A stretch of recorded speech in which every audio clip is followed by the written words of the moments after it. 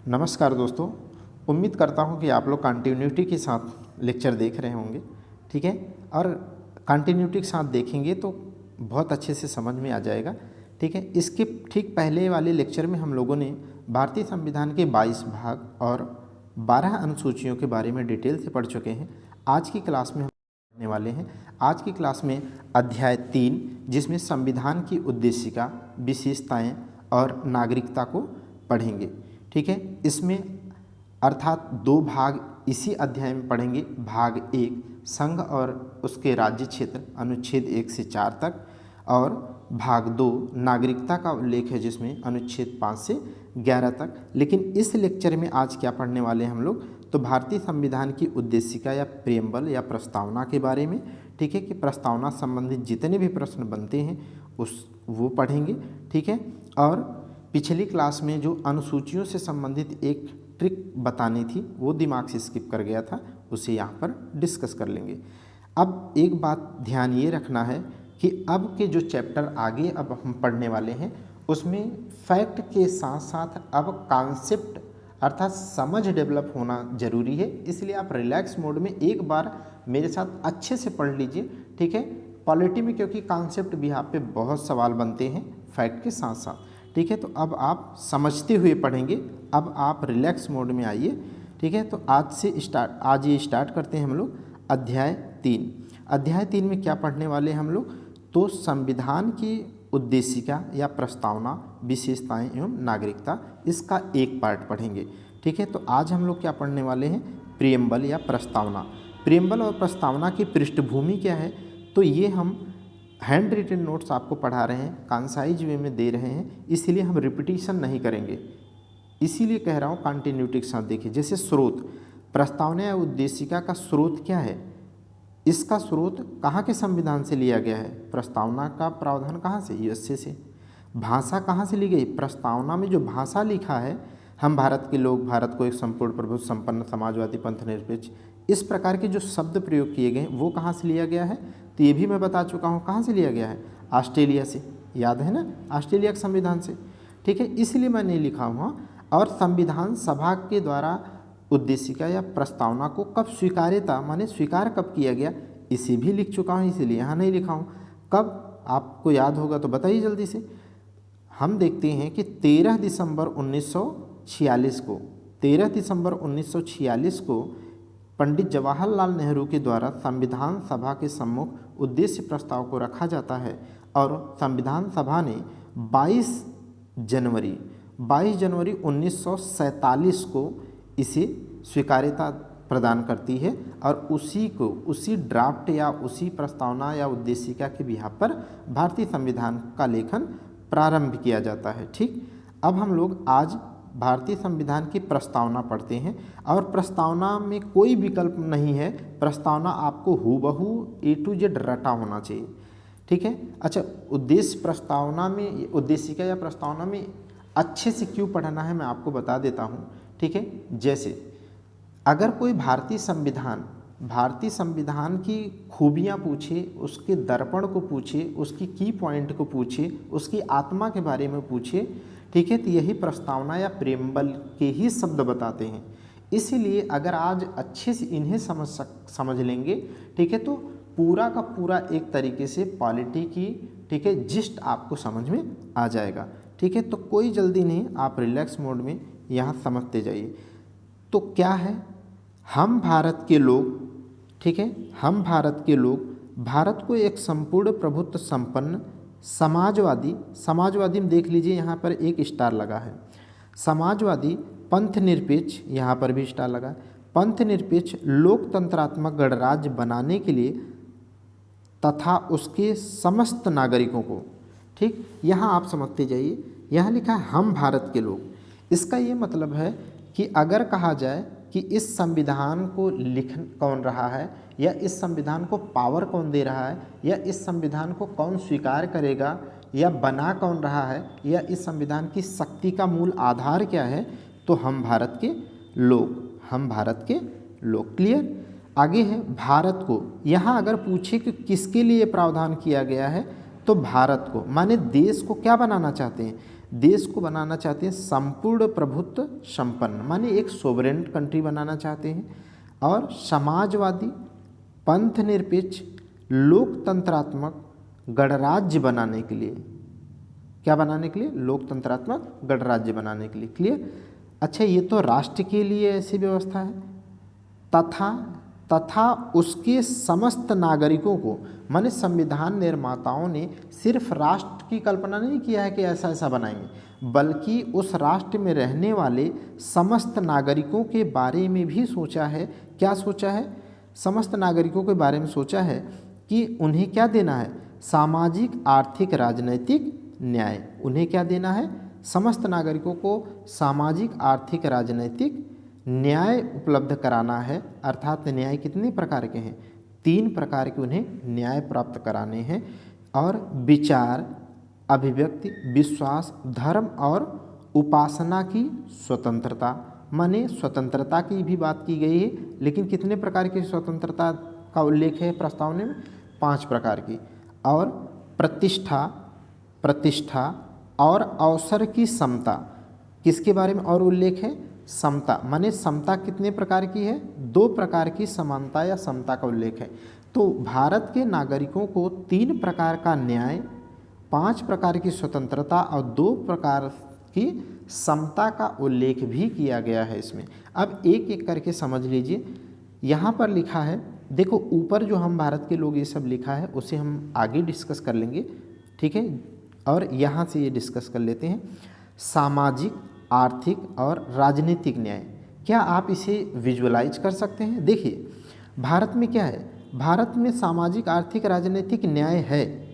यह राज्य की भी जिम्मेदारी है कि समाज में कोई विभेद ना हो, कम से कम विभेदीकरण हो या विभेदीकरण क्या हो जाए? शून्य हो जाए, ठीक है।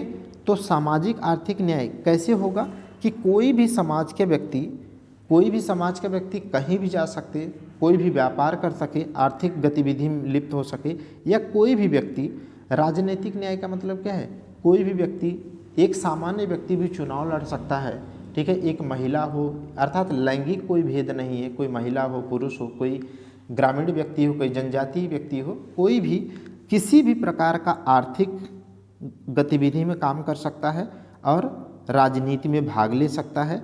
और समाज में भी क्या है? न्याय की व्यवस्था की गई है, माने समानता है इस तरीके से, ठीक है। जैसे आपकी इच्छा है, आप एक किसी भी आज की तथाकथित जाति में आते हैं, लेकिन आपका मन कहता है कि आप गोल्ड का व्यापार करिए, गोल्ड का कर सकते हैं, आप किसी का भी व्यापार करिए, ठीक है, कोई बाउंडेशन नहीं है।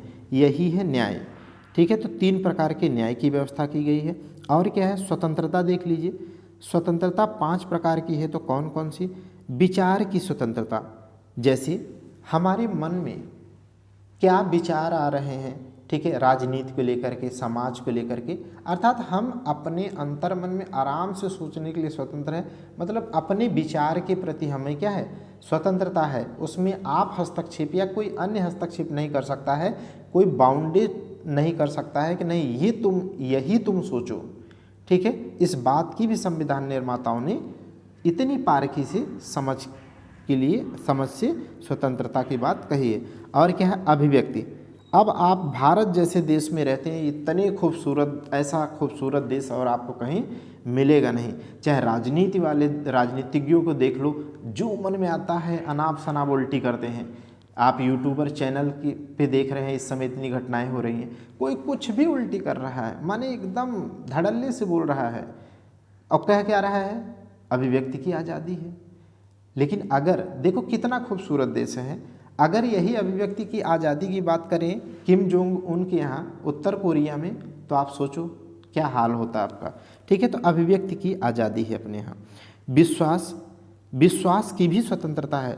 विश्वास का ये तात्पर्य है कि पीपल के पेड़ में मेरा विश्वास है, ठीक है, कि उसमें भगवान बसता है, मंदिर में भगवान बसता है, मस्जिद में अल्लाह बसता है, ठीक है, ये मेरा विश्वास है, ठीक है। अच्छा, कल को मेरा विश्वास हो सकता है कि ये ट्यूबलाइट मुझे रोशनी देती है, ठीक है, मुझे इसी ने मेरे जीवन को परिवर्तित किया है, मुझे इसके प्रति आस्था रखनी चाहिए, तो मैं इसकी पूजा कर सकता हूँ। माने विश्वास करने की क्या है? आज़ादी है। बिल्कुल आप धड़ल्ले से किसी भी बात का विश्वास कर सकते हैं, ठीक है। इसकी आपको क्या है, स्वतंत्रता है। क्लियर हो गई बात, ठीक है। और क्या है, धर्म की स्वतंत्रता है। धर्म की स्वतंत्रता कितना खूबसूरत देश है कि आप आज चाहे तो हिंदू हैं, कल मुसलमान में बदल जाइए, कल मुस्लिम है आप ईसाई में कन्वर्ट हो जाइए, ईसाई है पारसी में हो जाइए, पारसी है यहूदी में हो जाइए, यहूदी है बौद्ध में बदल जाइए। आप बिल्कुल स्वतंत्रता पूर्वक बदल सकते हैं अपने आप को। यहाँ तक कि आपको याद होगा, ठीक है, कि वी.आर. अम्बेडकर जी ने भी जीवन के अंतिम पहलू में जाकर के हिंदू धर्म से क्या है, बौद्ध धर्म में कन्वर्ट हो गए थे, ठीक है। हालांकि बाउंडेशन की बात यह है कि ज़बरदस्ती किसी को धर्म परिवर्तन नहीं कराया जा सकता। अगला देखिए क्या है इसमें, उपासना। किसकी स्वतंत्रता है, उपासना। देखो ना अपना देश कितना खूबसूरत है। जैसे ढेर सारे लोग ऐसे उपासना करते हैं अगरबत्ती लगा करके। कितने लोग नारियल, दक्षिण भारत में लाखों नारियल एक एक दिन में फोड़ते हैं, ठीक है। लोग मुंडन करा देते हैं, बाल उतरवा देते हैं, ठीक है, श्री बालाजी पे। या आप अगर देखें बिहार या पूर्वांचल से हैं, छठ के पूजा होता है तो उसमें उपासना की क्या पद्धति है बताइए। अर्ली मॉर्निंग में जा करके, ठीक है, इतने ठंड में भी पानी में क्या है, खड़े होकर के सूर्य भगवान को अर्घ्य दिया जाता है। ये उपासना की क्या है, विधियां हैं। और इस प्रकार उपासना के लिए आप क्या हैं, स्वतंत्र है। सोचिए कितना खूबसूरत देश है ना। तो उपासना की भी क्या है, स्वतंत्रता है। जैसे जैनिज्म की आप बात कर लीजिए तो उनके यहाँ उपासना की एक पद्धति है कि वो अपने शरीर को क्या है, ज़्यादा यातनाएं देते हैं या कड़ी यातनाएं देते हैं, ठीक है। जैसे आप देखेंगे कि वो कभी भी अपनी शेविंग या दाढ़ी को नहीं बनाते, बल्कि जो जैनिज्म होते हैं, ठीक है, दीक्षा लेने वाले जैन होते हैं, वो अपनी दाढ़ी को क्या करते हैं या बालों को एक एक करके अपने हाथों से क्या है, उखाड़ देते हैं, बाल को यातनाएं देते हैं ताकि वो दर्द, पेन, इन सबसे वो विरत हो जाए। तो ऐसी उपासना की पद्धतियों के प्रति भी आप क्या हैं, स्वतंत्र है। तो 5 प्रकार की स्वतंत्रता हो गई, 3 प्रकार की न्याय व्यवस्था। और क्या है, प्रतिष्ठा और अवसर की समता। अब आप देखो प्रतिष्ठा की भी समानता की बात है। जैसे प्रतिष्ठा का मतलब ये है कि आज आप देखते हैं ना कि अभी भी काम चल रहा है। हमने देखा कि मोदी गवर्नमेंट आई थी 2014 में, तो 15 के आसपास या 14 के आसपास की बात है, ठीक है, कि सभी लोग एक प्रतिष्ठित जीवन जी सकें, किसी को देख करके किसी में इन्फीरियरिटी ना आ जाए, ठीक है, ऐसा भाव ना उत्पन्न हो, सब प्रतिष्ठा पूर्वक जिए, ठीक है। इसीलिए देखिए गाड़ी पर से क्या है, हूटर या रेड लाइट, जो लाल बत्ती या नीली बत्ती लगी थी, बहुत लिमिटेड लोगों पर लगाई गई, बाकी सबकी सामान्य लोगों को हटा दी गई, ठीक है, ताकि सभी लोग प्रतिष्ठित जीवन जी सकें। या आप देखेंगे आर्टिकल 18 को, कौन, आर्टिकल 18 को जब देख रहे होंगे फंडामेंटल राइट में, तब वहाँ पर क्या है, उपाधियों का अंत। उपाधियों का अंत करना क्यों जरूरी था बताइए। आप अपने नाम के आगे लगा लेते हैं लॉर्ड फलाना साहब, ठीक है। तो इसका ये मतलब है कि श्री वो अलग बात है, लेकिन ऐसे नाम लगा लेने से क्या होगा, अगर कोई सामान्य जगह पर आप आओगे तो सामने वाला क्या है, अपने आप को हीन समझने लगेगा, इन्फीरियर महसूस करने लगेगा, ताकि समाज में प्रतिष्ठा मेंटेन रहे। इसीलिए क्या है, आर्टिकल 18 को भी उपाधियों का अंत किया गया है, ठीक। आगे देख लीजिए, अवसर की समानता। किसकी समानता, अवसर की समानता। बहुत अच्छे समझ सकते हैं। जैसे आज हमारे देश की बेटियों को अवसर नहीं दिया जाता था। पहले लोग सोचते थे कि वो बलिष्ठ नहीं होती हैं, वो बीएसएफ में नहीं जा सकती, वो एयरक्राफ्ट नहीं उड़ा सकती हैं, ठीक है, वो सियाचिन में सर्विस नहीं, आर्मी में जाकर के सियाचिन में सर्विस नहीं दे सकती हैं, ठीक है, वो बिजनेसमैन या राजनीति का काम नहीं कर सकती। लेकिन आज देखिए अवसर की समानता या अवसर दिए जाने पर आज हमारे देश की बेटियां कहाँ कहाँ नहीं हैं, बिजनेस से लेकर के, राजनीति से लेकर के, एवरीथिंग, हर जगह, ठीक है। तो अवसर की क्या है, समानता की भी बात कही गई है। तो कितने प्रकार की समानता का उल्लेख हो गया, 2 प्रकार, ठीक है। ये मोस्ट इम्पॉर्टेंट है, क्योंकि यही बता देता हूँ, पीसीएस में ये क्वेश्चन आया था ऐसे ही लिख करके, ठीक है, कि न्याय, स्वतंत्रता और समानता का क्रम क्या है।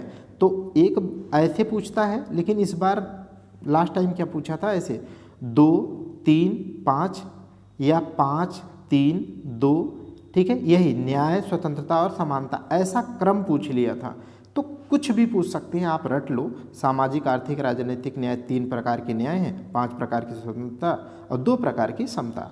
ठीक है, आगे देखिए, तो ये नागरिकों को प्राप्त कराने के लिए तथा उन सब में व्यक्ति की गरिमा और राष्ट्र की एकता और अखंडता। यहाँ पर अखंड और जो अखंडता लिखा है यहाँ पर स्टार लगा है। ठीक है, जहाँ जहाँ स्टार लगे हैं वो प्रस्तावना में बाद में जोड़े गए हैं। ठीक है, हम लोग आगे पढ़ेंगे। ठीक है, तो अभी यहाँ पर देख लीजिए, और अखंडता शब्द है। ओके, तो उन सब में व्यक्ति की गरिमा और राष्ट्र की एकता और अखंडता सुनिश्चित करने वाली बंधुता बढ़ाने के लिए, ठीक है, दृढ़ संकल्प। इसका मतलब पेपर में जो आता है वो याद रख लीजिएगा कि हमारे प्रस्तावना में कुछ संकल्प भी लिए गए हैं। तो कौन कौन से हमने संकल्प लिया है?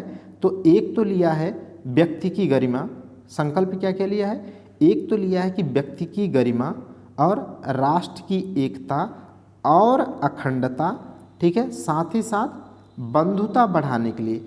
ये जो 4 मतलब 4 जो लाइनें हैं, ठीक है, इन्हें हमने क्या किया है? इनका संकल्प लिया है। इनका क्या है? संकल्प लिया। इनका मतलब समझ लीजिए। तो व्यक्ति की गरिमा माने, व्यक्ति की गरिमा समझते हैं? जैसे आप दरवाजे से निकलो, कोई आपको 2 कंटाप लगा दे। अब आप सोच रहे होंगे कि क्या ही यार, कौन से देश में पैदा हो गया, यहाँ तो कोई गरिमामय जीवन जीने का कोई मतलब ही नहीं है। आप उधर से कमा करके आओ, ठीक है, 4 लोग आकर के आपका पैसा चुरा करके ले जाए। मतलब न्याय व्यवस्था या प्रशासनिक या शासन व्यवस्था ऐसी हो जिस देश में, ठीक है, तो क्या आप गरिमामय जीवन जी पा रहे होंगे? नहीं। ठीक है, तो इसलिए यहाँ पर संकल्प कैसा है? व्यक्ति की गरिमा, ठीक है, आप डिग्निटी पूर्ण लाइफ जिए। हाँ, अगला देख लीजिए, राष्ट्र की एकता। राष्ट्र की एकता और अखंडता 2 अलग अलग चीज़ें हैं। यहाँ से मैं एक बहुत बारीकी से बताता हूँ, ध्यान से सुनना। यह एक दार्शनिक पक्ष है। कैसा है? यह एक दार्शनिक पक्ष है, ठीक है, दार्शनिक है, आप समझ जाएंगे। राष्ट्र की एकता एक दार्शनिक है, इंटीग्रिटी, ठीक है। दार्शनिक माने वो दिखाई नहीं देता, ठीक है, ये कल्चरल है, सांस्कृतिक दृष्टिकोण है जो दिखाई नहीं देता। इसका मतलब अगर आप, ठीक है, जाति, धर्म, लिंग, क्षेत्र इत्यादि के आधार पर अगर विभेद नहीं करेंगे, सभी लोग सभी के अच्छाई के बारे में सोचेंगे, तो क्या होगा? हमारा देश क्या होगा? हमारे देश में राष्ट्र की एकता का भाव बढ़ेगा। राष्ट्र की एकता में का भाव बढ़ेगा, तो कहीं दिखाई नहीं देता, ठीक है, माने ये दार्शनिक पक्ष है। जबकि और अखंडता जो शब्द है, ठीक है, और अखंडता ये एक भौतिक पक्ष है। अखंडता माने, भौतिक माने भारत की भूमि से संबंधित है। हम भारत की भूमि को भी अखंड बनाए रखने के लिए संकल्पित हो रहे हैं यहाँ पे। इसका मतलब यह है कि जैसे जम्मू एंड कश्मीर में जो अभी इस समय गिलगिट बाल्टिस्तान वाला जो क्षेत्र है, पीओके वाला क्षेत्र, वो क्या है? भारत का अखंड, भारत का नहीं, अखंड भारत नहीं, भारत का क्या है? अभिन्न हिस्सा है, ठीक है। तो ऐसे इस प्रकार के अन्य हिस्से न होने पाए, हम इसके लिए दृढ़ संकल्पित होते हैं। हमारे संविधान की प्रस्तावना में हम इस बात का संकल्प लेते हैं, तो ये दिखाई देता है, ठीक है। तो ये पेपर में आया है, बड़े पेपर में, इसीलिए आप ध्यान रखेंगे दार्शनिक पक्ष और ये भौतिक पक्ष। अगर आप अच्छे समझ जाएंगे, ठीक है, तो बहुत अच्छे से अच्छे कहीं भी पेपर में बैठेंगे, बहुत बेहतरीन तरीके से आप प्रीएम्बल से सवाल कर पाएंगे, ठीक है। और क्या है? फ्रेटर्निटी की बात कर रहा है, बंधुता की बात कर रहा है। बंधुता बढ़ाने के लिए संकल्प। बंधुता का क्या मतलब है? भाईचारा, ठीक है। देखो, भाईचारा, एकता और अखंडता और गरिमा पूर्ण जीवन के लिए क्या है? आधार है। हम आप किसी भी जाति, धर्म, क्षेत्र के आधार पर अगर सब में भाईचारा हो तो क्या होगा? देश में एकता, अखंडता और लोग अपनी डिग्निटी के साथ लाइफ जी सकेंगे। इस बात का हमने क्या है? हमारे प्रीएम्बल में दृढ़ संकल्प लेने की बात कही, माने संकल्प लेते हैं, ठीक है। आगे क्या है? दृढ़ संकल्प होकर अपनी इस संविधान सभा में, तो कहाँ पे? उस समय कौन सी संस्था में? संसद तो थी नहीं, तो हमने उस समय किस में? संविधान सभा में। कब? आज दिनांक, ठीक है, 26 नवंबर 1949, ठीक है, 26 नवंबर 1949 मिति मार्ग शीर्ष शुक्ल सप्तमी 2006 विक्रमी, माने उस समय 1949 में विक्रम संवत की बात करें तो क्या चल रहा था 2006। तो ये डेट याद रखना है कि कब 26 नवंबर 1949 को एतद द्वारा इस संविधान को अंगीकृत, अधिनियमित और आत्मार्पित करते हैं, अंगीकार करते हैं इस डेट को, ठीक है, और अधिनियमित इनेक्ट करते हैं और आत्मार्पित माने सभी के लिए क्या है आत्मार्पित करते हैं, ठीक है। और यहाँ से क्या सवाल, यहाँ से क्या बना है, मोस्ट इम्पॉर्टेंट मैं आपको बता देता हूँ, ठीक है। यहाँ पर यही क्रम पूछा गया है कि अंगीकृत, अधिनियमित और आत्मार्पित का क्रम क्या है, लिखा रहेगा आत्मार्पित, अधिनियमित, अंगीकृत, अधिनियमित, अंगीकृत, आत्मार्पित। तो आपको एग्जैक्ट याद होना चाहिए अंगीकृत, अधिनियमित और आत्मार्पित। एक बात यहाँ से मोस्ट इम्पॉर्टेंट दिमाग में रख लीजिएगा, इस पूरी प्रस्तावना में एक एक वर्ड आपको याद होने चाहिए और एक एक क्रम याद होना चाहिए कि संपूर्ण प्रभुत्व संपन्न के बाद ही समाजवादी पंथ निरपेक्ष या लोकतंत्रात्मक गणराज्य जैसे शब्द आए। माने एक एक लाइन और एक एक क्रम आप याद रख लीजिएगा। मेरी बात मानिए, आप जा कर के जितने भी लेवल हों आप उनको टैकल करिए, प्रश्न को एक भी सवाल आप गड़बड़ नहीं करेंगे अगर क्रम सहित याद कर लिए हैं तो याद कर लीजिएगा, ठीक है। अब इसमें हम लोग जो वहाँ डिस्कस नहीं किए उसे यहाँ डिस्कस कर लेते हैं। प्रस्तावना में प्रयुक्त शब्दों का अर्थ और उनका क्या महत्व है। जैसे हम देखें कि हम भारत के लोग, we the people of India, जहाँ से स्टार्ट है, ठीक है, प्रियम्बल स्टार्ट है, उसका क्या मतलब है कि हमारी भारतीय संविधान का जो मूल स्रोत है, माने उसको शक्ति मिलने का मूल स्रोत क्या है, भारत की जनता, ठीक है। अब यहाँ सवाल क्या याद रखने हैं, अगर कभी पूछ ले कि भारत में या भारतीय संविधान में सबसे पावरफुल या सबसे अधिक शक्तिशाली कौन है, ठीक है, तो उसमें भारतीय संविधान भी लिखा हो और भारत की जनता, तो इन दो विकल्पों में कौन सा चुनेंगे, तो we the people of India, माने हम भारत के लोग लिखे होने की वजह से आप भारतीय संविधान न करके टिक करके आप क्या करेंगे, हम भारत के लोग या भारत की जनता सबसे ज़्यादा पावरफुल है। ये रहा एक यूनिक पॉइंट या मोस्ट इम्पॉर्टेंट पॉइंट। क्लियर। अच्छा, ये हम भारत के लोग का जो कॉन्सेप्ट है जानते हैं कहाँ से लिया गया है, जब आप संयुक्त राष्ट्र सभा है ना, यूएन, जब यूएन चार्टर को आप पढ़ रहे होंगे तो यूएन चार्टर जो लिखा है उसमें लिखा है हम संयुक्त राष्ट्र सभा के लोग, तो वहाँ से प्रेरित है, ठीक है। ये अब अगर कभी पूछे तो आप कर सकेंगे, ठीक है। अगला देखिए, संपूर्ण प्रभुत्व संपन्न शब्द था, उसका क्या मतलब, इंग्लिश में इसे सोवरेन कहते हैं। इसका सिंपल सा मतलब आपको मैं बताता हूँ। जैसे आपका अपना घर है, ठीक है, यदि आप अपने घर के लिए कोई नियम बनाने और उसे लागू करने के लिए आप स्वतंत्र हैं, तब आप अपने घर के दृष्टिकोण से सोवरेन हैं, सोवरेन आपका घर है, संपूर्ण प्रभुत्व आपका परिवार है। और अगर आप यही काम नियम बनाने और संचालित करने के लिए आपका पड़ोसी इन्फ्लुएंस करता है, उसका हस्तक्षेप है कि नहीं यार तुम अपने बेटे को ऐसे करो, तुम अपने बेटी को के साथ ऐसा करो, ऐसे उसे मत पढ़ाओ, बेटी को पढ़ाओ मत पढ़ाओ, बेटे को पढ़ाओ, माने अगर वो विधि कानून ये सब बनाने में अगर बाहरी का हस्तक्षेप होता है, दिन आपका परिवार सोवरेन नहीं है, ये व्यवहारिक है। अगर आप यहाँ पर देखें तो कोई भी देश सोवरेन है, इसका मतलब क्या है, सोवरेन है, इसका मतलब ये है कि वो अपने आंतरिक और बाह्य मामलों से संबंधित विधि निर्माण करने और उस विधि के अनुसार अपने देश को गवर्न करने के लिए अगर बाह्य शक्तियाँ या अर्थात विदेशी किसी शक्ति या सत्ता से अगर स्वतंत्र है, उस पर उसका प्रभाव नहीं है, दिन वो देश क्या है, वो देश संपूर्ण प्रभुत्व संपन्न है। ये सब एट इट इज पेपर में आते हैं, आप समझ लो एक बार, कभी गलत नहीं होगा, ठीक है। इसका मतलब हमारा देश कैसा है, हमारा देश भी स्वतंत्र है, हम अपने देश के लिए कानून बनाते और उसके अनुसार देश को चलाते हैं। आगे देखिए, अब स्टार का पॉइंट है ये, समाजवादी, इसका मतलब स्टार इसलिए लगा है क्योंकि भारतीय संविधान की प्रस्तावना में ये बाद में जोड़ा गया है। तो कब ये जुड़ा है, तो इसे मोस्ट इंपॉर्टेंट है, लिख लीजिए, नोट कर लीजिएगा, ठीक है। 42वें संविधान संशोधन 1976, ठीक है, जिसे क्या है उप या लघु संविधान भी कहते हैं क्योंकि इसमें बहुत ज़्यादा संशोधन हुआ था, ठीक है। अब देखिए समाजवाद, जो समाजवाद का विचार है या दर्शन है वो मुख्यतः दो प्रकार के हैं, ठीक है। एक साम्यवादी लिख दिया हूँ यहाँ पर, साम्यवादी समाजवाद क्या है, साम्यवादी समाजवाद होता है, ठीक है। और एक कैसा होता है, एक लोकतांत्रिक समाजवाद होता है।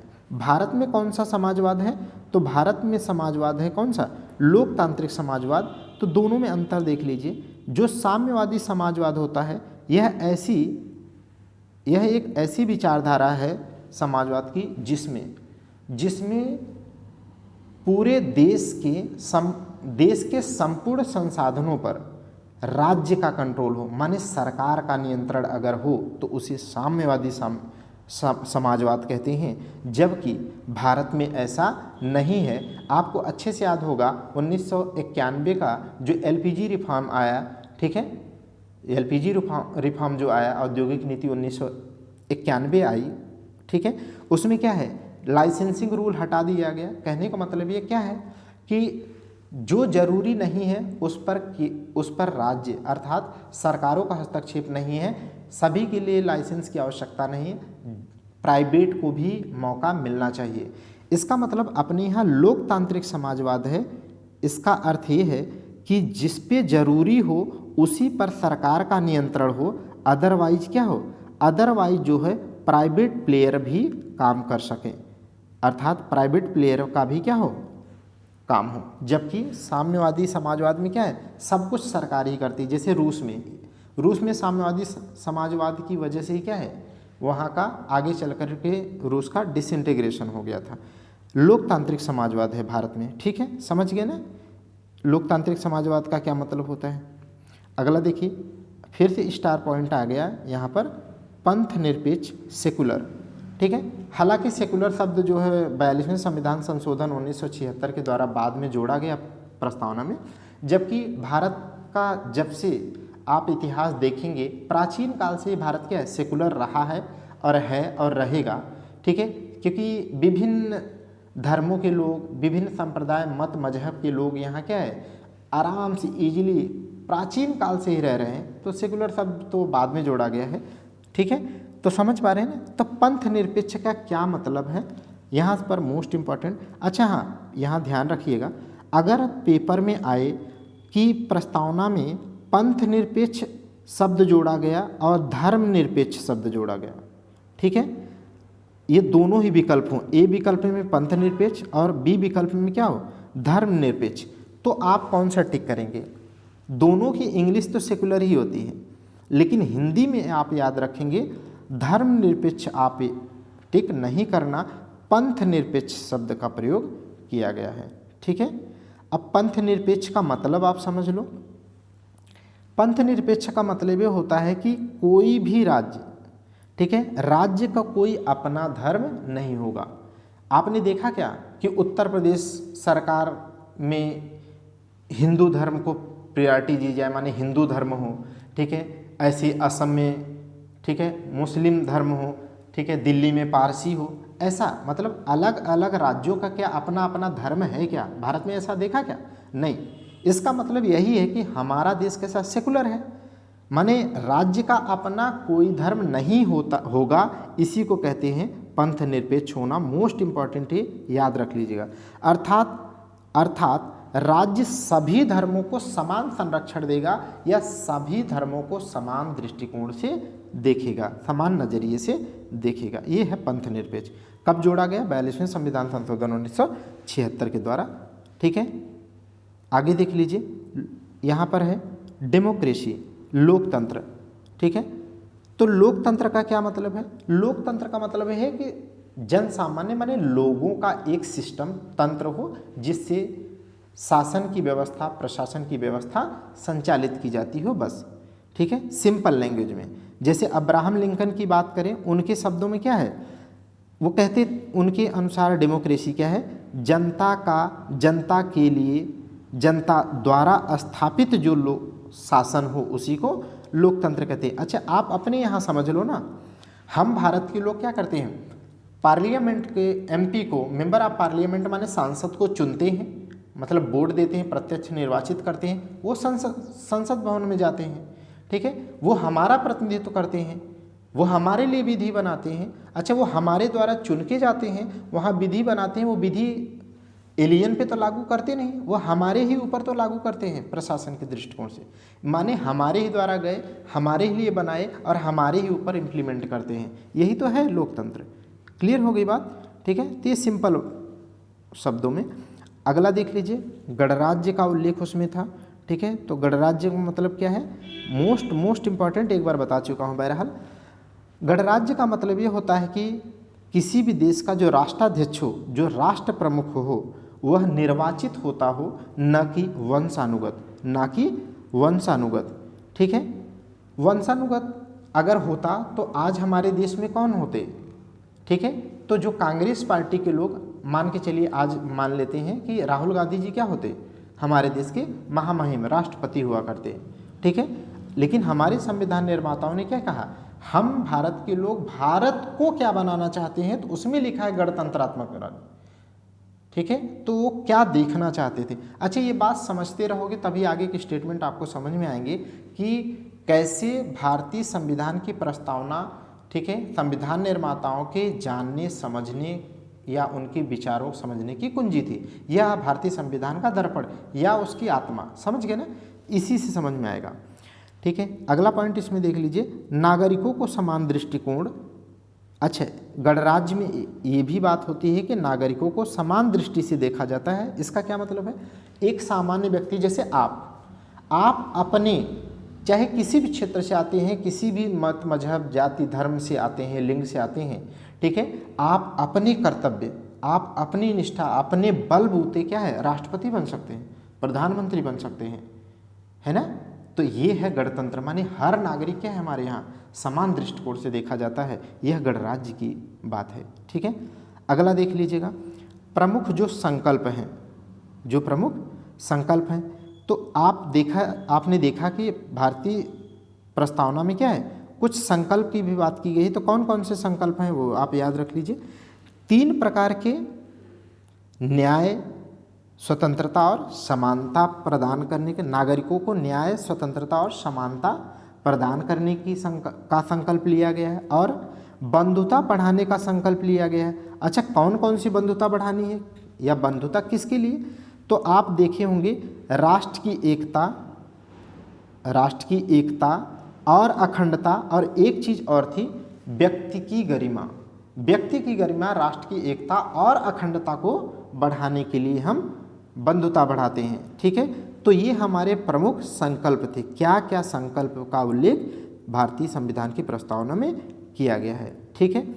तो अब यहाँ पर आप प्रस्तावना की प्रमुख विशेषताएं देख लीजिए, ठीक है। प्रमुख विशेषताएं क्या है, भारतीय संविधान की प्रमुख विशेषताएं ये हैं कि प्रस्तावना संविधान का अभिन्न अंग है, माने वर्तमान में संविधान का क्या है, प्रस्तावना अभिन्न अंग है, ठीक है। किंतु यह न्यायालय द्वारा अप्रवर्तनीय प्रकृति का है। यह मोस्ट इम्पॉर्टेंट है, इसके बारे में पेपर में आ चुका है कि हमारे संविधान की प्रस्तावना की प्रकृति क्या है, नेचर क्या है। रट लो भाई कि नेचर क्या है, नेचर है अप्रवर्तनीय। अप्रवर्तनीय का क्या मतलब होता है, अनइन्फोर्सेबल का मतलब क्या है कि जो भारतीय संविधान की प्रस्तावना में लिखा है ना, हम भारत के लोगों को, भारत को एक संपूर्ण प्रभुत्व संपन्न समाजवादी पंथ निरपेक्ष लोकतंत्रात्मक गणराज्य बनाने के लिए तथा उसके समस्त नागरिकों को सामाजिक आर्थिक राजनीतिक न्याय, है ना, स्वतंत्रता, समानता। कल को जो है आप ये नहीं कह सकते हैं जा करके, ठीक है, कि देखो हमारे संविधान की प्रस्तावना में लिखा तो है, सुप्रीम कोर्ट में जा करके कहिए लिखा तो है, लेकिन हम बालिकाओं को, ठीक है, या गर्ल्स को जो है ढेर सारी ऐसे एरिया है जहाँ पर अभी भी उनकी नियुक्ति नहीं होती है या उनको एरिया में जाने का अवसर नहीं मिलता। तो आप ये नहीं कह सकते हैं, या इस प्रकार से आप ये राज्य को नहीं कह सकते हैं कि देखो आपके यहाँ का है आर्थिक न्याय की बात करते हैं, लेकिन भारत में तो कुछ ही अडानी अंबानी या बहुत ऐसे ही लोग ही हैं, हमको उतना अधिकार नहीं मिल रहा है, हमारी आर्थिक स्वतंत्रता आर्थिक स्थिति उतनी अच्छी नहीं हो रही। माने इस आधार पर आप सुप्रीम कोर्ट में नहीं जा सकते हैं, ठीक है। तो और सुप्रीम कोर्ट में अगर आप गए भी तो इसको ग्राउंड बनाते हुए सुप्रीम कोर्ट लागू नहीं करा सकता है कि राज्य के लिए यह ऑब्लिगेशन है कि प्रस्तावना में जो लिखा है वो पूरा करो ही करो, ठीक है। ये मोस्ट इंपॉर्टेंट है, इसकी प्रकृति कैसी है, अपरिवर्तनीय है। अगला देखिए, संविधान के अस्पष्ट उपबंधों की व्याख्या करने में प्रयुक्त किया जाता है। यह मोस्ट इंपॉर्टेंट है, जहाँ पर एम्बिग्यूटी आती है, जहाँ पर क्या है संदिग्धता आ जाती है किसी भी वाद में, ठीक है, सुप्रीम कोर्ट के सामने, तब सुप्रीम कोर्ट क्या करता है, तब सुप्रीम कोर्ट इसी प्रियम्बल को ही देखता है, कहता है कि संविधान निर्माताओं के द्वारा भारत को या भारत के नागरिकों के लिए कैसी कल्पना की गई है, वो क्या चाहते थे, उसके बिहाफ पर इस प्रस्तावना को आधार मानते हुए वो निर्णय देने का काम करता है। यह मोस्ट इम्पॉर्टेंट चीज़ है, आज समझ लो, ठीक है, हूबहू आपको कभी भी कमी गलत नहीं होगा, ठीक है। अगला देख लीजिए, ठीक है। अब कुछ यूनिक पॉइंट देख लीजिए क्या है। यूनिक पॉइंट में है कि प्रस्तावना से संबंधित कुछ विवाद थे।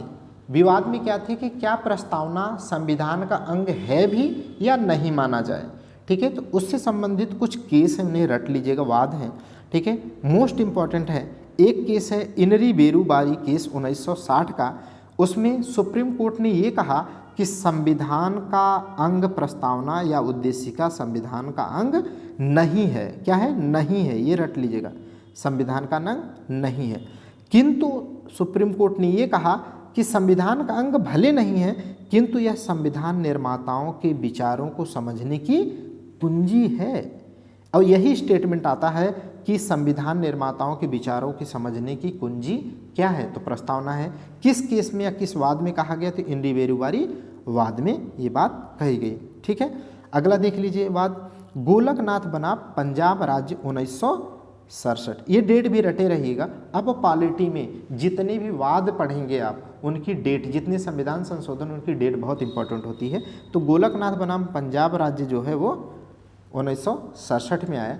इस केस में क्या था, इस केस में सुप्रीम कोर्ट ने निर्णय दिया, ठीक है, अपने पूर्व के निर्णय को पलटते हुए ये कहा कि भारतीय संविधान का अंग है प्रस्तावना या उद्देशिका, माने उद्देशिका या प्रस्तावना भारतीय संविधान का अंग है। और एक बात ये कहा गया कि संसद अब संविधान के अंतर्गत, ठीक है, किसी प्रकार से फंडामेंटल राइट को कम नहीं कर सकता है। इस वाद में ये बात भी कही गई है, ठीक है। उस समय इस केस के सुप्रीम कोर्ट के चीफ जस्टिस कौन थे, तो एम हिदायतुल्ला थे। एम हिदायतुल्ला ने ही इस कहा था अपने वर्डिक्ट्स में, प्रस्तावना को संविधान की मूल आत्मा कहा था, ठीक है। यह मोस्ट इम्पॉर्टेंट है। तो देख रहे हैं ना, संविधान निर्माताओं के विचारों को समझने की कुंजी प्रस्तावना है, संविधान की मूल आत्मा प्रस्तावना है। हालांकि जो है BR अम्बेडकर के द्वारा प्रस्तावना को संविधान की आत्मा न कह करके संवैधानिक उपचारों का अधिकार अनुच्छेद 32 को क्या कहा गया है, संविधान की मूल आत्मा कहा गया है, ठीक है। मोस्ट इम्पॉर्टेंट पॉइंट वो भी है। चलिए यही यूनिक पॉइंट आगे भी है, ठीक है। इसमें देख लीजिए, ये केस पहले आप न पढ़ करके पहले ये पढ़िए, उसके बाद, ठीक है, गोलकनाथ बनाम पंजाब राज्य के बाद कौन सा केस आया, केशवानंद भारती बनाम केरल राज्य 1973। मोस्ट इम्पॉर्टेंट, भारतीय संविधान में या भारतीय इतिहास में आज तक की सबसे बड़ी जजों की बेंच यही रही, 13 जजों की बेंच। आज तक इतनी बड़ी जजों की बेंच कभी नहीं बैठी है। 13 जजों की बेंच के सामने एक मुद्दा गया, ठीक है। तो उस मुद्दे में जो है ये सुप्रीम कोर्ट उस समय के चीफ जस्टिस ऑफ इंडिया कहते हैं कि उद्देशिका संविधान का भाग है, संविधान का भाग है। दूसरा इन्होंने क्या कहा, उद्देशिका न्याय योग्य नहीं है, माने गैर न्याय योग्य है, माने उसको आधार बना करके न्याय नहीं दिया जा सकता है। ठीक है, कोई ये क्लेम कहे कि सामाजिक आर्थिक राजनीतिक न्याय या स्वतंत्रता या समानता की बात तो कही गई है, लेकिन केंद्र सरकार या राज्य सरकारों की जिम्मेदारी है, लेकिन हमें वो प्रदान अभी तक नहीं कर पाए हैं। ठीक है, तो उसके आधार पर न्याय नहीं दिया जा सकता है, न्याय योग्य नहीं है, इसीलिए वो अप्रवर्तनीय अनइन्फोर्सेबल प्रकृति की है। इसमें और क्या कहा गया है, उद्देशिका में उद्देशिका में संशोधन किया जा सकता है। केशवानंद भारती बनाम केरल राज्य में क्या कहा गया है कि उद्देशिका में भी संशोधन किया जा सकता है। बस ये बात ध्यान रखना है कि संविधान की मूल भावना या मूल ढांचा नहीं बिगड़ना चाहिए। यही इसी वाद में भारतीय संविधान में पहली बार है बेसिक स्ट्रक्चर का कॉन्सेप्ट आया, मूल ढांचे का सिद्धांत लागू किया गया आया। मोस्ट इम्पॉर्टेंट है, ये याद रख लीजिएगा। ठीक है, माने संविधान संशोधन आप करिए, प्रस्तावना में भी संशोधन करिए, ठीक है, लेकिन संविधान निर्माताओं ने क्या अप्रोच रखी है भारतीय संविधान के प्रति, वो मूल ढांचा नहीं बिगड़ जाना चाहिए। ठीक है, जैसे संविधान संशोधन प्रस्तावना में आज संशोधन कर दिया जाए, लेकिन जो 5 प्रकार की स्वतंत्रता है उसे ही हटा दो, है ना, संशोधन कर सकते हैं, लेकिन उनको हटाने से क्या है, मूल ढांचा क्या हो जाएगा भारतीय संविधान का, बिगड़ जाएगा। यहाँ से रट लीजिएगा, मोस्ट इंपॉर्टेंट है। ठीक है, आगे देख लीजिए, यूनिक पॉइंट में क्या है ये बता चुका हूँ। वी आर अम्बेडकर जी ने क्या कहा है, अनुच्छेद 32 को भारतीय संविधान की आत्मा कहा है। ठीक है, अगला पॉइंट देखिए, उद्देशिका या प्रस्तावना को राजनीतिक जन्मपत्री किसने कहा है, पॉलिटिकल होरोस्कोप की संज्ञा किसने दी है, तो के.एम. मुंशी ने। एटीटीजे आता है पेपर में, आप रट लीजिएगा। अब सुभाष कश्यप का स्टेटमेंट बहुत इंपॉर्टेंट है, मेंस में या ऐसे राइटिंग में भी इनका बहुत ज़्यादा प्रयोग किया जाता है, प्री में तो आता ही आता है। ठीक है, सुभाष कश्यप कहते हैं कि भारतीय संविधान अगर शरीर है तो उद्देशिका उसकी क्या है, आत्मा है। उद्देशिका अगर आधारशिला है तो संविधान उस पर खड़ी अट्टालिका है। ठीक है, तो ये इससे रिलेटेड मेजर पार्ट थे। अब आगे देख लीजिएगा। ठीक है, अभी जो ट्रिक थी वो बता देता हूँ। यहाँ पर आपको मोटे मोटे में क्या ध्यान रखना है, सारे क्रम याद रखने हैं। ठीक है, और भारत को क्या बनाना चाहते थे संविधान निर्माता, यहाँ पर लिखा है। ठीक है, क्या बनाना चाहते थे, पाँचों के पाँचों आप गिने रहिएगा। ठीक है, न्याय कितने प्रकार, स्वतंत्रता कितने प्रकार, समानता क्या क्या है, क्रम क्या है, अवसर और प्रतिष्ठा मत बोलिएगा, प्रतिष्ठा और अवसर ही टिक करना है। कितने प्रकार की जो है बंधुता की बात की गई है, दृढ़ता की बात की गई है। ठीक है, ये सारी चीज़ें याद रखिएगा। अब अगला अंतिम में देख लीजिए, जो लास्ट लेक्चर में या पिछली क्लास में हमने क्या है एक ट्रिक बताना था अनुसूचियों को याद करने की।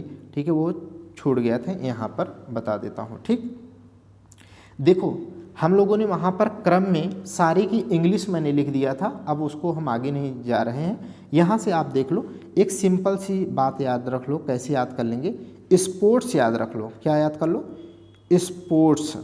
स्पोर्ट्स याद करना बहुत आसान है। ठीक है, और हम लोग इंजीनियरिंग के स्टूडेंट हैं तो पीएलसी स्काडा हम लोग सीखते हैं। ठीक है, तो इसीलिए पीएलसी बहुत अच्छे से हम लोगों को याद है। आप याद कर लेना स्पोर्ट्स और पीएलसी। अब इसमें मैं मोटे मोटे में पहले बता देता हूँ। ठीक है, एस 2 बार आया है और पी 2 बार आया है। ठीक है, तो एक बार जो एस आएगा फर्स्ट टाइम उसे आप कह लेना सिंपल एस। क्या बोलना, सिंपल एस है। और जो सेकेंड टाइम वाला एस आएगा तो उसे आप कह लेना स्पेशल। बस इतने से ही आपका काम हो जाएगा।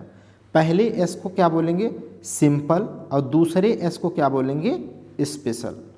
और पहले पी और दूसरे पी में क्या ध्यान रखना है। अब आपसे मैं पूछता हूँ, आप बताइए, अगर आपके पास पैसा है तो पावर आएगा या पावर के बाद पैसा। आप जानते हैं ना, एक बहुत मतलब जो बहुत शारीरिक रूप से कमज़ोर लोग हैं, ठीक है, बावजूद इसके क्या है, उनके पास इतना मतलब गांठ के पूरे हैं, माने पूरी तरीके से इतने पैसे हैं उनके पास कि पावर उनके आगे पीछे क्या है, घूमती है ना। देखा है कि नहीं आप लोगों ने। ठीक है, बाउंसर लेके चलते हैं, पैसे से, माने पैसा से पावर आती है, पावर से पैसा नहीं, ठीक है। अगर आपके पास, जैसे अंबानी परिवार क्या है, उनके पास पैसा है, पूरी की पूरी क्या है, आप देखो प्रशासनिक व्यवस्था को क्या है, अगर वो चाहें तो जेब में लेकर के घूमें, तो आप समझ गए ना। तो कभी भी, इसीलिए मैं बता रहा हूँ कि कैसे स्पोर्ट्स पीएलसी में आप याद कर पाएंगे। 4-6 बार स्पोर्ट्स पीएलसी बोलो तो 1 2 3 4 5 6 7 8 9 8 अनुसूचियाँ आपको याद हो जाएंगी। इसमें क्या क्या है वहाँ मैं बताया था इंग्लिश में सारी। यहाँ पर क्या है, अनुसूची 1 में क्या है, स्टेट के बारे में है। किसके बारे में, स्टेट का उल्लेख है, ठीक है। राज्यों की बात की गई ना, भारत राज्यों का संघ है, ये बात की गई। दूसरे में क्या है, अभी मैंने बताया कि पहले पी का मतलब क्या है, पैसा, पैसा पेमेंट। तो पेमेंट बता चुका था ना, किसकी किसकी, राष्ट्रपति की पेमेंट, लोकसभा राज्यसभा के सदस्यों की पेमेंट, कैग की पेमेंट, सुप्रीम कोर्ट के चीफ जस्टिस, अन्य जस्टिस, ठीक है, इनकी मतलब न्यायाधीशों की पेमेंट, वेतन भत्ते, इनकी बात है, ठीक है। थर्ड में क्या है, थर्ड में ओथ, ओ से क्या हो जाए, ओथ, ओथ माने शपथ। चौथी अनुसूची में क्या है, हम लोगों ने कहा था ना, एलोकेशन ऑफ सीट इन राज्यसभा, वहाँ लिखा था, मैंने कहा था ना, वहाँ पर लिखा था रिजर्वेशन शब्द यूज कर लीजिएगा आर के लिए।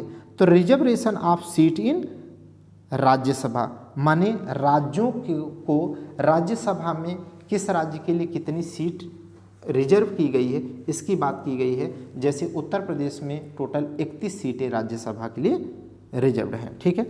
5वीं अनुसूची में क्या है, तो ट्राइबल एरिया, ट्राइबल एरिया के प्रशासन के बारे में 5वीं अनुसूची में है। 6ठी की बात कर लें, अब याद आ गया होगा कि पहला एस तो सिंपल स्टेट है, आपको क्या बोलना था, सिंपल माने सिंपल स्टेट है, जबकि सेकंड जो एस आया उसे आपको क्या बोलना है, स्पेशल स्टेट। क्या बोलना है, स्पेशल। तो स्पेशल स्टेट आपको याद है कौन कौन से थे, अमे मित्र, याद आया ना कुछ, 4 थे अमे मित्र। अबे मित्र की जगह आपको क्या बोलने थे, स्पेशल स्टेट अमे मित्र, असम, मेघालय, मिजोरम, त्रिपुरा। क्लियर, ठीक है। और ये 6 अनुसूचियाँ हो गई। अगला 7वीं अनुसूची में क्या है, पावर। अभी मैंने बताया आपको कि पैसे के बाद ही पावर आती है, तो पावर डिस्ट्रीब्यूशन, पावर डिस्ट्रीब्यूशन में हम लोग बात कर चुके थे, जो है संघ सूची, राज्य सूची और समवर्ती सूची।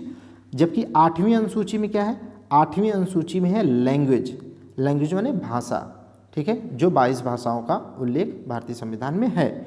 9वीं अनुसूची की बात करें, वहाँ से हमने कहा था ना, ये कोट मैंने वहाँ पर लिखा था, याद होगा आपको, ठीक है, can not be claim in court. इसका मतलब अगर संसद किसी भी विधि को संशोधित करके अगर अनुसूची 9 में डाल देता है, शेड्यूल 9 में डाल देता है, तो उसे सुप्रीम कोर्ट माने या न्यायालय की अधिकारिता क्षेत्र से बाहर कर दिया गया था उसे, माने उस पर सुनवाई या उसकी समीक्षा कोर्ट नहीं कर सकता था।